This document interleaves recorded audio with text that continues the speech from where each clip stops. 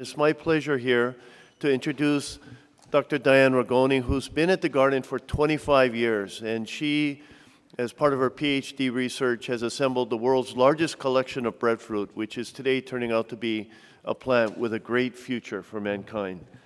Thank you, Diane.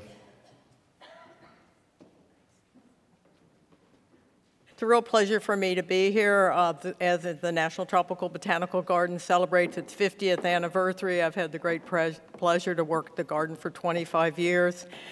And as a horticulturist and work in agriculture, and as our panel will address and talk about, I think the work that we do in agriculture and feeding people is sometimes viewed as the enemy of conservation and plant conservation. I think those will be some of the discussions we will try to have. I think the work that the garden does with the breadfruit collection is anomalous, is that this work is usually not done by botanical gardens. It's done by national research stations or international stations. So I'm really pleased to have this panel here today, and I'll introduce the other members of the panel.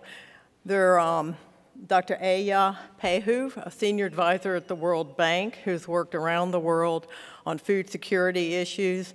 Danielle Nierenberg, who is with Nourishing the Planet and World Watch, visited 35 countries, visiting farmers, innovators, other people looking at how do you feed people. She just last year founded Food Tank, a food think tank, and is continuing this work, networking, bringing people together. And then after we wrap up our presentations, we're going to be joined by Dimick from National Geographic to talk to you about some of the issues of world hunger, how do we feed 9 billion, 11 billion, the number of people that we have on the planet. And it was interesting, all of the panelists have training and experience. We're all agriculturists, horticulturists, but all of the people on this panel also have expertise in gender and in population, and you can't disassociate food security, sustainability from gender and population issues. So welcome, and I'll get started and talk to you about breadfruit, an old crop that has a great new future. If you leave with nothing else from this meeting, forget the bounty and Bly. Move beyond the bounty to the new future of breadfruit, which has a multi-thousand-year history. I'm going to, in about 10 minutes, talk to you about 30 years of work on breadfruit. It's a Pacific crop that would exist only because without human intervention. So humans are integral to the development and the distribution of this crop. And breadfruit has a potential for the world because of its traditional uses in the Pacific and the way it's grown in a long-term sustainable food forest. So the work of the Breadfruit Institute really exemplifies and touches upon all the themes of this symposium today: biocultural preservation, plant conservation, sustainability. How do we move forward? So this is a snapshot of a food forest in Micronesia. These food forests contain over 120 useful species. They are a true model for agricultural sustainability in the rest of the world. The garden was really prescient. Peter Raven talked about this incredible board and the members of the Science Advisory Committee. In the early 70s, this new organization decided very ambitiously to create a definitive collection of breadfruit and bread nut. And that was done by Ray Fosberg, Russell Seibert, Dick Howard, some of the leaders in tropical horticulture and botany at the time. And the garden took that mission seriously. And today we have created, and we are responsible for managing and curating and studying the world's largest collection of breadfruit with over 120 varieties. These are seedless varieties, most of them, so we don't have the luxury of storing them in seed banks. It's a whole different management level of how do you maintain a crop like this. Many of them don't produce seeds, so it's a long-term commitment. And so we have this collection in our gardens in Hawaii. The Breadfruit Institute was created in 2003 to promote the conservation and use of breadfruit for food and reforestation. And our work is multidisciplinary and it's interdisciplinary. It's botany, it's horticulture, it's ethnobotany, it's linguistics, it's anthropology, it's networked with agriculturalists, with myriad people in myriad disciplines in myriad places. So here's a little snapshot of the diversity in our collection, and I'm not going to go into detail about any of the research we're doing. We do this research in collaboration with other institutions and organizations in the US and in Canada, but really just this snapshot of diversity, better understanding breadfruit. And the purpose is not academic. The purpose is, if we have a collection like this, it is our responsibility to humanity to use this diversity, to study it, so that conserve it, so that we can use it. So some of the work we've done, we've identified a core set of varieties that we're really focusing our attention on, and these are just 3 of them. And the reason we've picked some of these varieties is that we launched a Global Hunger Initiative in 2009. We wanted to share the bounty of this collection with the rest of the world. And we were doing this in a reactive way because people were contacting us and asking us for information and asking us for varieties of breadfruit. Because of all the breadfruit varieties in the world outside of the Pacific, it's 1 or 2 varieties that were introduced by Captain Bligh more than 200 years ago. So we identified nutrient-rich varieties because nutrient deficiency problems are one of the greatest scourges on this planet. If you have healthy pregnant women who can bring healthy children to birth, and you have healthy children, vitamin A deficiency, iron deficiency, we have varieties that are so high in those nutrients, they will provide them climate change impact. So these are just 2 of the reasons we've selected varieties to distribute. We couldn't use the old method of collecting root suckers or root material to send them around the world, and so we're using new technologies, biotechnology. We've partnered with the university and a private horticultural sector, Global Breadfruit, to develop new methods to propagate breadfruit. This is a decades-long project, and we have revolutionized breadfruit propagation. And for the first time in the multi-thousand-year history of this crop, we can truly distribute and plant breadfruit on a global scale and achieve the potential of this crop. So we have breadfruit projects around the world. These are very grassroots projects, but since 2009, we have been able to distribute good quality varieties, more than 45,000 plants, to 31 countries. And we're working to develop new networks and new funding sources and new ways to get these plants to as many people in the world who want them. And these are just snapshots of some of the people that we're working with throughout the world: women, children, farmers organizations, NGOs, community groups. It's just a real mix, and it's such an exciting program for me to take the work that I've been able to do in the Pacific and see expand and embraced by people around the world who want to plant more breadfruit because they want food for us. They want a tree that's easy to grow, it's not backbreaking labor, and will feed their family for their lifetime. Not only will it feed them for their lifetime, but Joseph Banks in 1769 said, if a man plant 10 breadfruit trees in his life, he will completely fulfill his duty to his own as well as future generations. And we now can have that capacity that every human who lives in an area of the world where breadfruit could grow could easily plant breadfruit trees in about an hour and be feeding their family well for the rest of their life. So thank you, and I'll now turn it over to Eija, who is going to give you a global picture of world hunger. Thank you.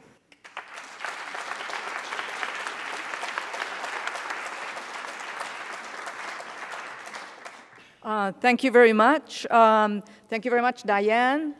It is a pleasure and a great honor to be here and talk a little bit about the work that we do in the World Bank and in the development community at large in examining, understanding, and also finding solutions for the food security challenge that we have ahead.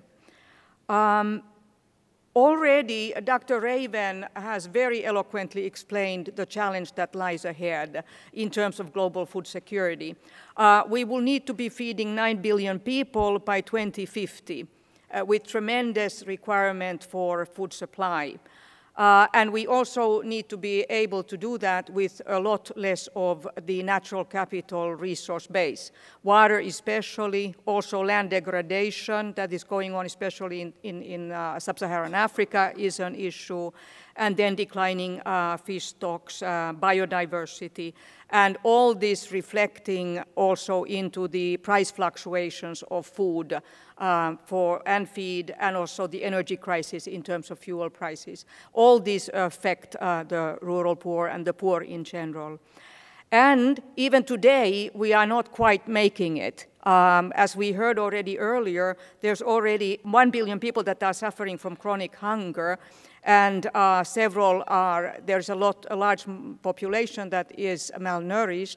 Most of them are mothers and children. An additional stressor to the fact that there's already this natural resource base decline is the climate change. And the World Bank has a large community of professionals in climate change issues. And that community has just recently put out a report to show that if we continue with business as usual, we will be facing a 2-degree warmer world by 2030. And that will have very severe consequences for productivity. For example, in cereal crops across the globe, we are looking at about 1/5 reduction in productivity. And especially in areas like sub-Saharan Africa that already is very food insecure, the reduction is to 30% to 50% depending on the area. So very, very challenging situation. Now, to the solution side, so how do we react to these challenges? We have coined a term, climate-smart agriculture, which means that we are trying to bring knowledge to bear in how do we look at and practice and invest in agriculture in the future. And it's going beyond the productivity. The productivity challenge is always there, and we cannot leave that aside. But we also need to look at the adaptation capacity of the agriculture. And there's also an opportunity for mitigation. Often we forget that it is actually the green plants that can remove carbon dioxide from atmosphere and can mitigate against the climate change. And we know it, especially in the connection of forestry, less so with the biodiversity that we have in plants. So there's probably tremendous opportunities there to look at it much more intentionally that we have. So in this climate-smart agriculture, what we have in the first instance done is to see what practices can increase biomass in the soil, maybe convert some of that biomass into a long-term carbon storage and impact on mitigation, and also to bring sustainability and resilience to the systems. So things like agroforestry, for example, breadfruit trees, other fruit trees, agroforestry trees, and so forth in the production systems can clearly increase resilience, improve water management and water use efficiency, mulching, and so forth. These are practices that have already been done for many centuries. Now our idea is to see how can we scale these out. What would it take to scale these out in the farming communities?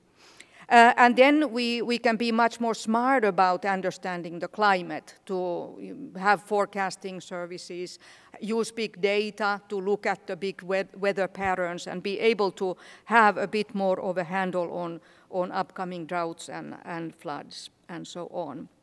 And here's just a slide on the carbon sequestration. So the CSA practices have a role to increase the carbon pool in the soil, take it from the atmosphere, convert it into carbohydrates, and then some of it through the root system to be able to deposit it into the long-term carbon pool.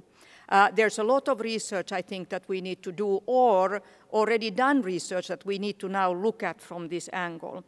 And another thing is that if we can intensify agricultural production in the arable land, we will be able to reduce pressure from forests, from grasslands, from other natural habitats, and thereby preserve the diversity that is there, but also, again, store more carbon. So there's a mitigation role also. So fine, so that is the CSA, that's the climate smart agriculture and the kind of questions that are spinning around there. And then we would like to bring it to a spatial planning context. So not only look at that field and how we can maximize the yield in the field, but to see how does it fit into a broader spatial concept of a landscape. Here is, for example, a watershed. So questions like, what do I do upstream in the watershed so I can retain the forest there? That will help me in the rains, the hydrological cycle. Where can I put the road infrastructure to reduce, to have less impact on natural areas? Where arable land, where livestock, and so on. So we're increasingly starting to negotiate in these kinds of spatial settings. And then the key there is the people and their organizations, both local as well as formal local administration, farmers associations, and so forth. The key to sustainability is to have them in making decisions that their livelihoods depend on. And here's just an example from the World Bank's work in China, in Les Plateaux area in Western China, very fragile ecosystem, overgrazed, highly eroded, and so forth. And more than 10 years ago, we started to work there with the communities and with the Chinese government, and have been able to do quite dramatic infrastructure of terracing, stabilizing those with tree species, zero grazing for livestock, new service sector that has emerged. And throughout these years, together with the communities, 2.5 million people have been lifted out of poverty. So it has had a poverty reduction impact and also restoring of the ecosystem and less of sedimentation, for example, to the Yellow River. So several benefits from this kind of an approach. Now, to have these little components, or let's say new elements how we can do the climate smartness, science has a very big role. Science in terms of plant breeding, crop management, and so forth. And here, I think there is much more excited discussion on the role of the resource of biodiversity and how that biodiversity can be brought to bear in crop improvement. And this is just an example on potato, because I worked 15 years on potato when I was a scientist. And there we transferred multiple virus resistance from a wild Solanum species, for example, to the cultivated potato. So there's tremendous opportunities there to increase crop yields.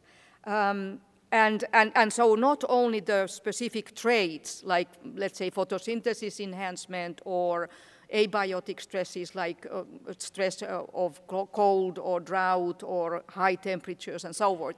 You can look for resistance to and tolerance to those, but also to enhance or increase the yield level. It's been very interesting result, both demonstrated in tomato and in rice recently, that wild germplasm combined with the crop species is able to push the yield ceiling up. And that is actually something that is of great excitement to us. Lastly, we are excited about biodiversity, but if we don't have biodiversity, then we cannot use it. So the World Bank is also allocating resources and working with our client governments on biodiversity conservation and ecological reconstruction in Ukraine. These are examples from Ukraine, Malawi, and Mexico. And the case of Mexico especially can show us that the question is on orchid species and their conservation, understanding the diversity and conservation, but also spinning off livelihoods for the indigenous peoples that live in the community. So there's quite a bit of work going on there. But just judging by what I've already heard in this seminar, I think that we need to get together just 3 or 4 blocks away from here in the World Bank and bring this community of botanical gardens and botanists to give us a bit more rich picture on the issues relating to conservation, but also the potential for development and for addressing the issue of global food security. Thank you very much.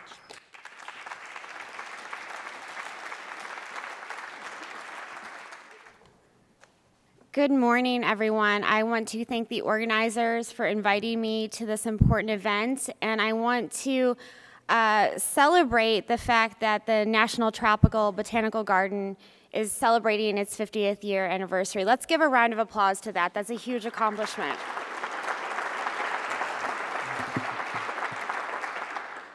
In addition, I want to thank Diane Ragone for inviting me. The Breadfruit Institute has done tremendous work to highlight the important role of breadfruit as a source of nutrition, income, and environmental sustainability, and really highlight how forgotten foods deserve to be remembered. I also want to thank the other panelists. It's an honor to be on this stage with them. But even more than that, I really want to thank all of you, because I don't think it's an exaggeration to say that all of you are on the leading edge of the movement for a better food and agriculture system. Men and women who share the conviction that there are environmentally, socially, and economically sustainable ways that we can put in place today to build a food system that makes hunger, obesity, and poverty part of the world's past, not its future. Over the last few years, as Diane mentioned, I've had the tremendous opportunity to travel to more than 40 countries in sub-Saharan Africa, Asia, and Latin America, talking to hundreds of farmers, researchers, scientists, policymakers, youth and women's groups, journalists, nonprofits, aid groups, and dozens of other stakeholders, and really hear their thoughts about what's working on the ground. It gave me a really unique and tremendous opportunity to hear firsthand what they think it's going to take to overcome some of our biggest challenges, whether it's conflict, hunger, poverty, or climate change. And they speak about these things also in terms of preserving biodiversity and protecting the Earth's natural resources. After spending so much time on the ground and talking to all these people, I'm convinced that the way things are isn't the way they have to be, and that we can elevate the practices that family farmers are already using on the ground and find ways to learn from them and scale them out, not only in the developing world, but also in industrialized countries. I'm convinced that we can build a food system where science is our servant, not our master, and where it's understood that costly, complicated technologies aren't always the most appropriate technologies. And a food system that really honors our values, where women, youth, family farmers, and workers, as well as consumers, all have a seat at the table and no one is left on the outside looking in. We have a real opportunity to build that kind of system. And as you all know, we really don't have a minute to waste, as we've heard earlier today. Because I only have a few minutes to talk to you all, I'm going to discuss just two components of a strategy that I think that can build that kind of system. The first is supporting family farmers throughout the world. And the second is fostering greater diversity in both our fields and in our diets.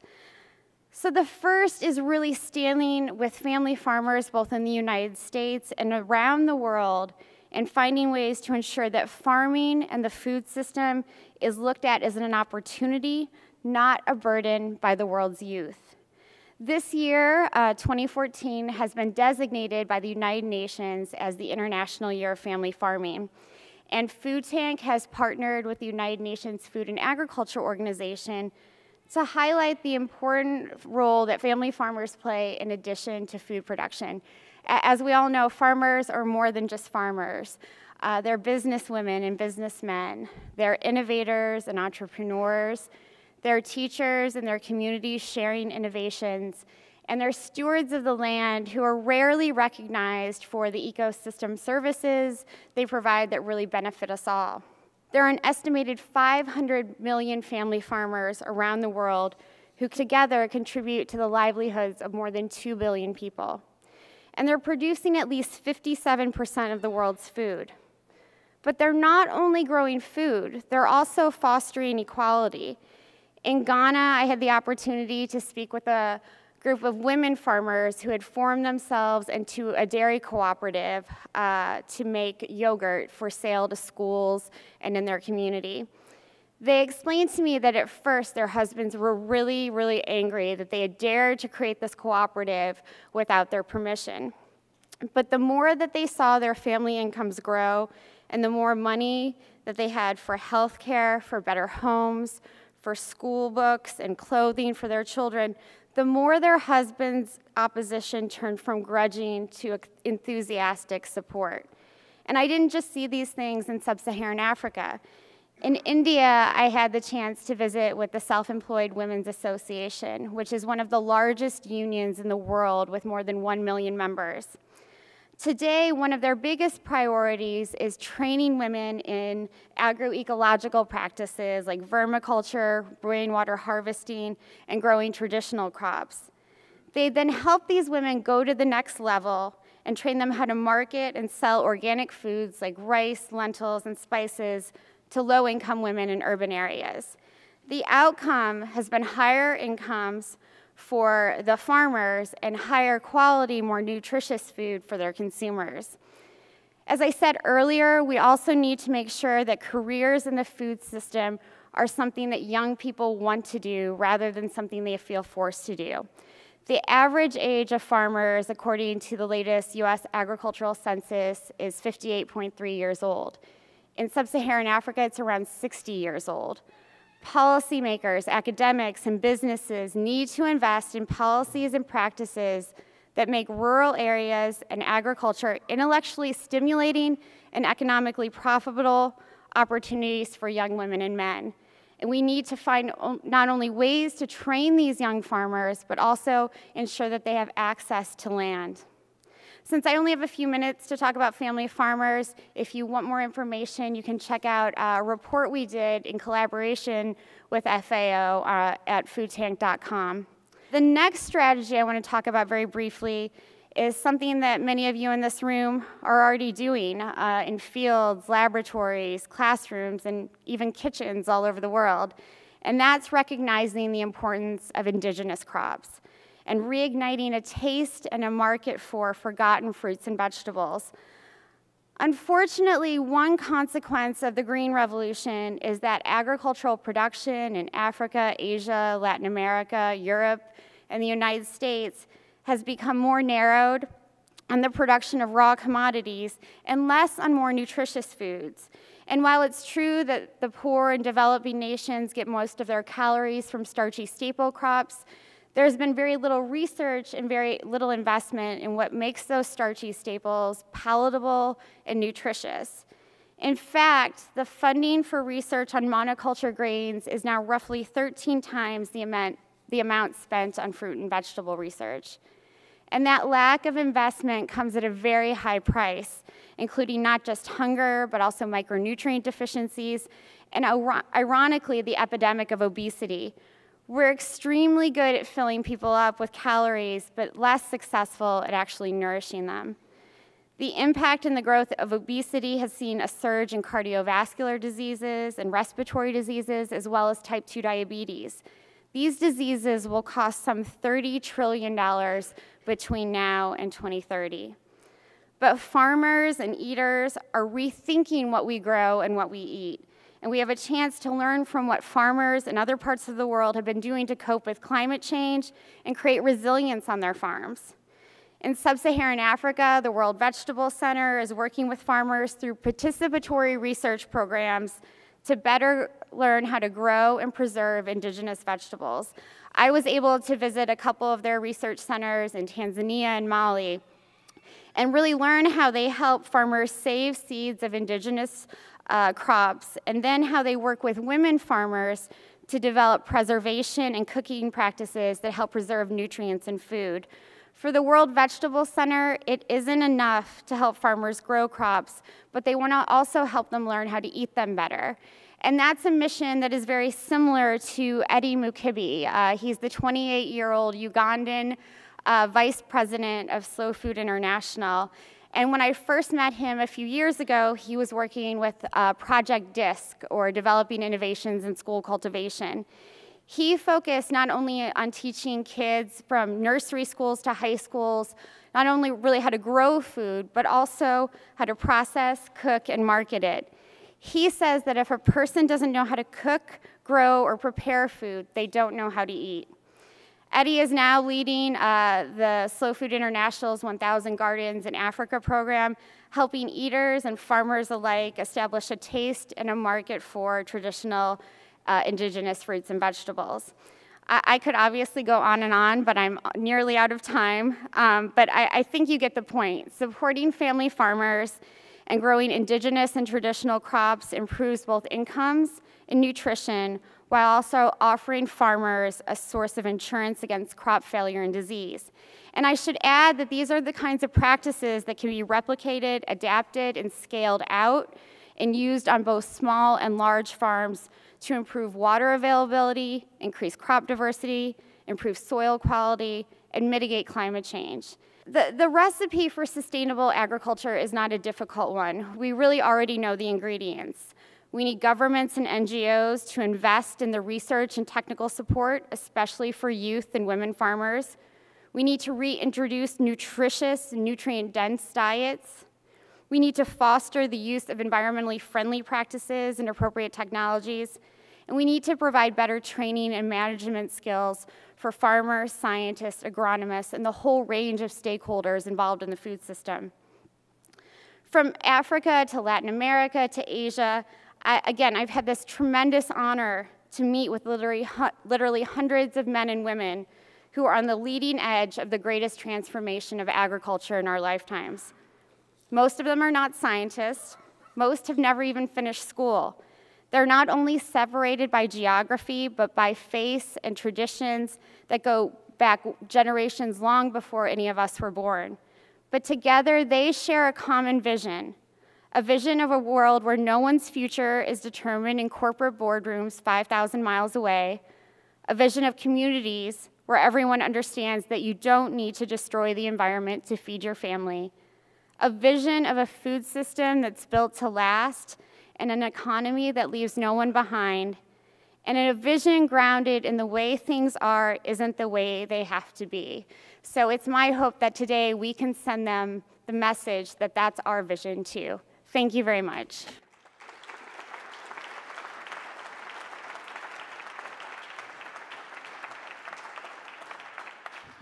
Any questions from the audience? Are any of your people taking a stance on world population? We're beginning to talk about climate, but nobody is talking about population explosion. Does the World Bank have any position on population? A very good question.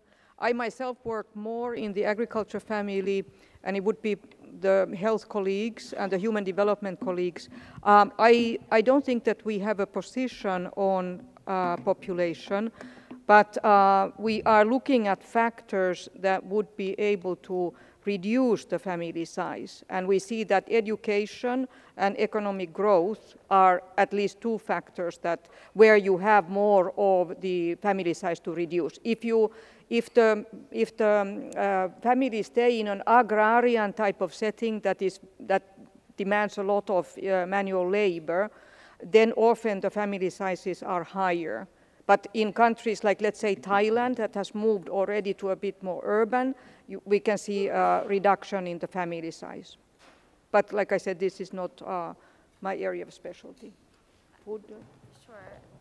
I'd just like to add and build on what was already said, that really one of the most important ways to reduce population growth is by educating women and providing them with the better resources, better access to education, better access to financial and banking services, the whole range of things that males already have in this world, and that can really help them to feed their families better.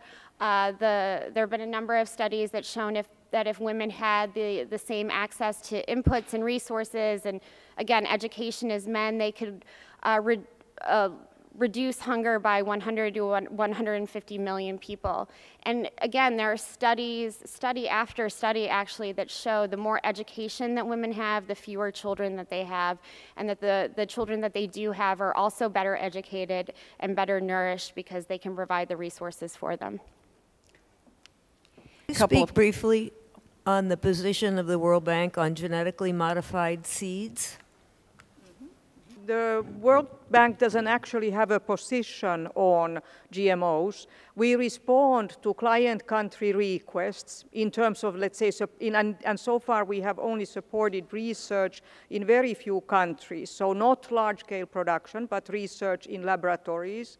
Then when we negotiate with the governments, and if we enter into this kind of work, we also look at the food safety and biosafety regulatory framework and also provide support to those regulatory frameworks. So our response is to the client, then we assess what is the capacity in terms of the biotechnology research itself, and then the regulatory framework that is needed to do that work. Many of us feel that food security is linked to population growth and patterns of food consumption. And I'm wondering if you feel that botanic gardens should be promoting things like population control or changes in diet, or perhaps water security and how best to use water. Well, I can address that just briefly from the perspective of a botanical garden. Water use, yes, a lot of botanical gardens are looking at what kind of, from the landscaping ornamental aspects, what can you grow that uses less water. There's also movements that they foster on school gardens and community gardens as well. So a lot of education and outreach in that regard. I don't know of any botanical gardens or very few civil service organizations that really are addressing the population issue, because it is such a touchy one because of the, I'll take the hit here, because of churches and a lot of the churches and their policies. So whether botanical gardens can and should do this without losing and angering a big constituency, I think that's the big issue to answer. But as the other two, it's very easy to answer, and I think globally that is something botanical gardens are doing to provide that kind of education and outreach and program and training. How do your organizations, or how can you, or will you in the future integrate with the UN Millennium Development Goals? Do you want to take that first? Yeah, please go ahead. Okay. I think that's such a great question as we come up on 2015 and the sort of end of the Millennium Development Goals. Food Tank has been involved with a number of organizations that we collaborate with pretty frequently, including the UN Food and Agriculture Organization, around what these new Sustainable Development Goals, or SDGs, will look like. One important factor that may be a part of them is the idea of preventing food loss and food waste. We waste 1.3 billion tons of food annually. That's ironically enough to feed almost every hungry person who's alive today. And so if we can figure out how to, really combine a food loss and food waste prevention strategy into the Sustainable Development Goals, I think we could go a long way in not only preventing hunger and malnutrition, but also raising incomes for farmers. And this is really, for me, the low-hanging fruit in the food system, and this is something National Geographic has covered extensively with John Foley's work. The strategies to prevent waste can be very, very simple and very inexpensive. Everything from cutting the tops off sweet potatoes before you store them, to better drying racks, to, better storage and cooling centers. These are all things that don't cost a lot of money, but the impact can be very, very big. So I hope that they'll be included in these new SDGs or whatever the United Nations ends up calling them. Well, thank you all for your questions, and thank you all to the other panelists. And now Dennis. Thank you all for being here today. My name is Dennis Dimick. I'm the executive editor for the environment at National Geographic magazine. First off, I would like to say that Drs. Pehu and Raven have already fairly well laid out some of the issues that I'm going to speak with you today. So imagine that they have been telling you, and I will try to show you some of these things.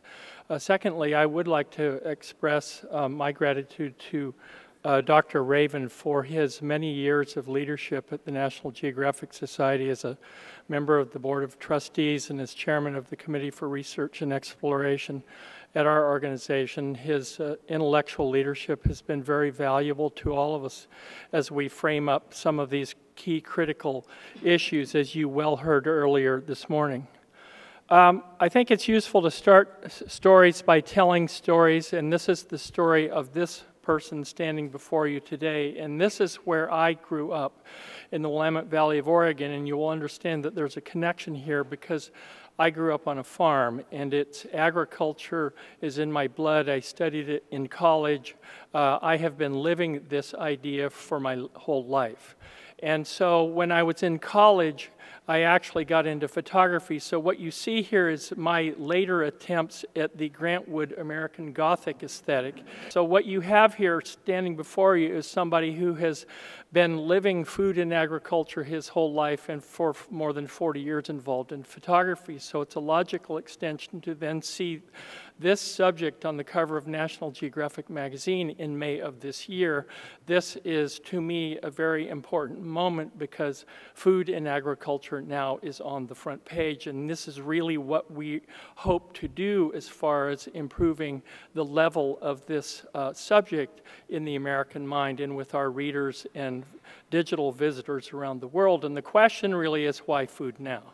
And 10 years ago in September, we put the 70-odd pages of global warming on the front of National Geographic magazine. These issues are all connected. And as a result, you have changing cryosphere. The ice is melting, and it's not just climate, it's energy. And if you know that it's carbon emissions, can you get off carbon emissions? What about biofuels? Those are a question, but we inexorably continue our quest to find more ways to get at fossil fuels. In this case, this was last year, our coverage of fracking of oil in North Dakota. But it's also about water, and we devoted a full issue to this in April of 2010, and in 2011 we covered the issue of population and how educating girls and giving them economic opportunity is such an important aspect of limiting future population growth in this year-long series on population in 2011. But we've been covering agriculture.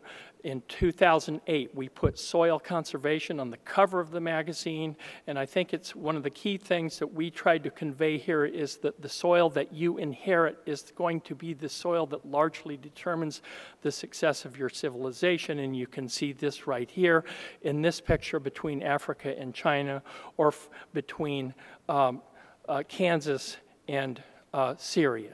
Perhaps this pair of images helps explain many of the headlines that we see in the world right now. But it's also about genetic diversity and seed banks, and we've heard about seed banks earlier today. This is Carrie Fowler at the Global Crop Diversity Trust. This story was about food security. It was about preserving genetic diversity in the food system. For the record, this is the vault in Svalbard, and what it is, it has been built at a level in the side of the mountain higher than the water will ever rise if all the ice on the planet were to melt. So the seeds will stay dry. And it's those seeds that provide the basis for adaptability for our new food crops that have kept us alive for millennia, and it's also those seeds that will determine how we can breed virus-resistant wheat, for example, to UG99, which is decimating wheat across Africa and the Middle East right now. So it's a changing world we're facing, and we're aware of that. In 2009, we covered the end of plenty after the food price spikes in 2007 and 2008, but it's also about population, rising numbers of people. In 1900, as we've been told, there was 1.6 billion. In 100 years later, it's 6.1. We were at 7.1, now 2, and then the question at mid-century is 9.6, and recent studies from the UN published in the journal Science 2 weeks ago said that we're going to go over 11 billion. So it's a continuing challenge, but it's not just numbers, it's how we live. And if you realize that we're eating up the food chain, more and more of our agricultural lands are being devoted to feed for livestock. We grow corn and soybeans to feed our increasing desire to eat more meat. That has a huge impact on landscapes, on resources, and because people are getting richer, they want to eat more meat, just like we do. And as Dr. Raven referenced the Global Footprint Network study, we are exceeding the capital of the planet as we all aspire to move up. But what we're also doing is decimating the biological structure that we need, the forests, the botany, all of that as we transform forests into these industrialized landscapes. Those are the kinds of things that have informed this, not to mention rising temperatures. If you look here, this actually is perhaps the most visible geographical change that we have seen in recent human history, and the next edition of the National Geographic Atlas will show this, perhaps a profound change. This is 1979 when the first picture of the Arctic ice cap was taken, and this is 2012. 50% of it is gone at the end of the summer. A profound geographical change on the face of the planet, but it's also about temperature. As we continue to keep burning the fossil fuels that allow us to sit here and have this meeting today, but we're also dealing with changes in the temperature. And when you look here, this study from Ross Naylor and David Battisti that was in Science in 2009 is very compelling. It's showing us how hot future summers are going to be. This is by mid-century, and as you can see, the red, that means essentially imagine the summer of 2003, and the summers going forward being hotter than that, and as long as we keep going on the carbon emissions trajectory we're on, this is what summers are going to look like. And if you are in the business of growing crops, hoping that reliable rainfall is going to fall, and this is going to be one of the biggest challenges that we face. How do you maintain agriculture, especially rain-fed agriculture, in this kind of environment? That's why we're doing food now. And so our goal is to start a conversation. It's to try to reconnect eaters with farmers, eaters with landscapes. And so we started this thing in May. Where will we find enough food for 9 billion people? Feeding 9 billion, the first of a series of stories that are running across the year. And this original story was based on the work of the University of Minnesota Institute on the Environment, was led by Jonathan Foley, and it was an article that was published in the journal Nature, Solutions for a Cultivated Planet. And it's a way to start a conversation about these issues, and it's freezing agriculture's footprint. It means growing more on the farms we've got. It means using our resources more efficiently, shifting diets. We can't all afford to eat higher on the food chain, and to reduce waste, as Danielle has said. All of these things, we're just trying to get people to begin to think about the implications of the food we eat, that we've transformed the world's landscape. 40% of it is dedicated to agriculture and grazing for this huge industrial enterprise that is actually very fragile, yet it's also transformed the planet and is incredibly energy intensive. This is the way we eat industrially today. And so what we are trying to do is help people understand, well, no, food doesn't come from the store, it comes from here. And we're trying to reconnect people to that, but we're also trying to reconnect people to the people who do this work. And through the support of the Consultative Group on International Ag Research, we were able to go out around the world. Photographer Jim Richardson went out. We went out to find farmers who were recipients of agricultural research support from CGIAR, introducing people to the people who grow the food that we all rely upon. And that was the basis for the original piece. And then we have moved on from that to aquaculture. We've been farming landscapes for 10,000 odd years, and we've been essentially hunter-gatherers in the sea for the same amount of time. What role for farming of water areas, for the ocean? What role in being able to produce protein? And when you see here, you look at feed conversion ratios, you see for cattle it's much higher per pound to get a rate of gain, but if you look for fish, it's quite efficient. If we're trying to figure out how to provide protein, well-rounded diets, it's not just calories for people. We went to Africa to look at land grabs, the question of what happens with international investment and transformation of essentially a medieval agricultural landscape into an industrialized one. What are the benefits and the costs? Where do smallholder farmers fit in? How do they benefit? And what about just the way food is moving around? These animals are all getting on a ship to go to Arabia. In America, it's about the new face of hunger. To do a series on this, we need to talk about the fact that this richest of countries in the world, we already have 46 odd million people who are on food assistance. The reasons are complex. We try to explain it. We went to Iowa, the heart of the breadbasket. People cannot get enough food right in the heart of the breadbasket. And it's also questions about affordability. When you live in urban areas, you may work full-time and you don't have enough money to pay for healthy food, or you live in suburbia and you can't afford a car to get to the store. Hunger is in every county in the country. It's also what we tried to do is move beyond sort of like the kinds of stories that are about important stories, but also speak to the idea of food as culture. And so we looked at the evolution of our diet over 10,000 years and looked at indigenous diets and how those have actually informed the diets that we have today, and the lesson that we may be able to learn in moving further back and down the food chain for more healthy eating. This month, the October issue, we have a big story on the role of genetics in the future of the food supply. We look at genetically modified organisms. We look at variations in biotechnology, the benefits and that come from this. We also discuss the challenges that are faced here. What we're trying to do is to say to people that if we're trying to feed 9+ billion people in years and generations ahead, we need to also be willing to be able to look at all of the choices that are available to help us solve these problems, whether it's drought-tolerant rice or salt-tolerant rice. Those are all very important things for us to try to consider, or in this case, this research at Erie about trying to transform rice into what's called C4 photosynthesis to improve the photosynthesis of the productivity of the plant. Next month, we'll look at the price of meat, a carnivore's dilemma, the story of beef and what that means in terms of resources and protein, and if you're going to eat, how do you go about doing it? We do a case study in the United States. We focus on Texas.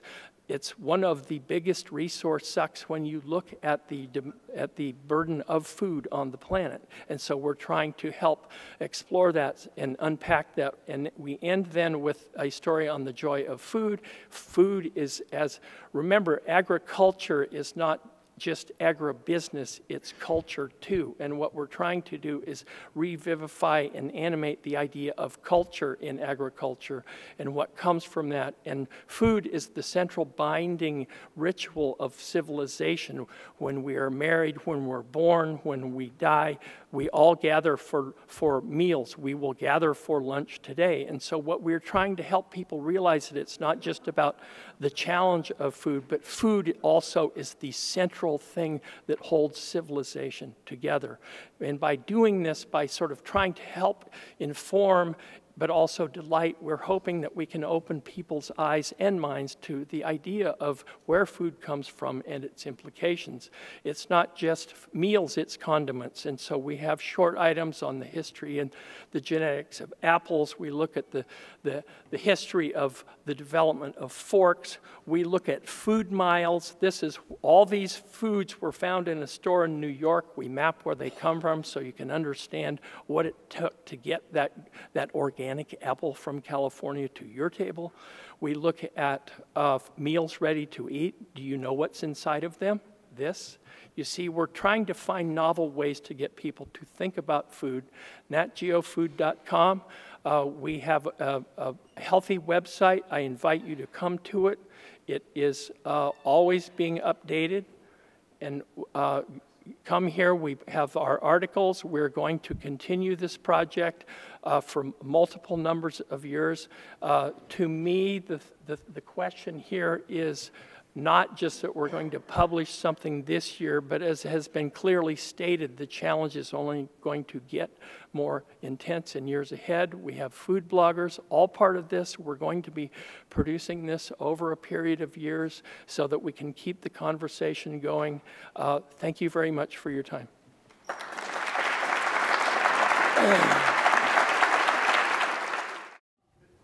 I have a question for the panelists, for any who want to take a stab at this. You said there are 57 million smallholder farmers produce 57% of the food. So that is a big question that comes up: how do we produce enough food, and is big industrial agriculture, how do we balance that and all the support from government, private foundations for big commercial agriculture versus smallholder farmers, especially organic? And is there a way to blend that really to produce enough nutritious, diverse food to feed the populations? Thank you for that question. There are 500 million family farmers who produce roughly 57% of the world's food. That's according to the United Nations Food and Agriculture Organization. My comment to your question is one that we're not feeding the world now with big ag or small ag as they both stand. We need to find different ways, and I think a lot of the investment policies that have happened over the last 30 to 50 years have really prevented farmers from doing their jobs to the best of their abilities. There's been a practice really of agricultural abandonment in many countries, especially in the developing world, in sub-Saharan Africa probably most acutely, where smallholder agriculture has been ignored, and there was a focus on export policies to send commodity crops to other parts of the world or send specialty crops, and not a real focus on local and regional food security. So I think the next round of investment in agriculture really needs to focus on the things that my colleagues spoke about, creating resilience in the food system, and how do we do that, and how do we deal with, not just the next 50 years of climate change, but the next 5 or 10 or 15 years. I think the drought that happened in the Midwest in 2012 and the drought in California this year really, at least for me,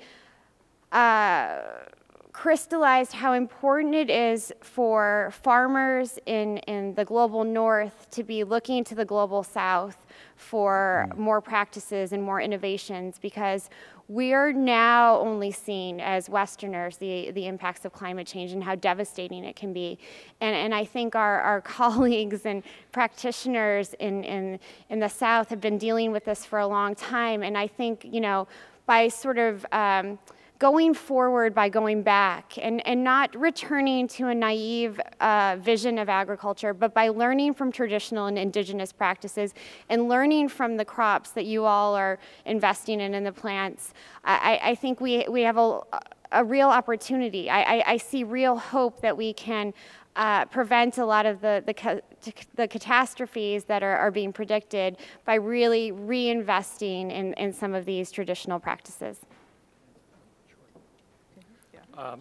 So I will just answer briefly. I wrote extensively last week at the website of National Geographic on the need to reinvigorate public agricultural research.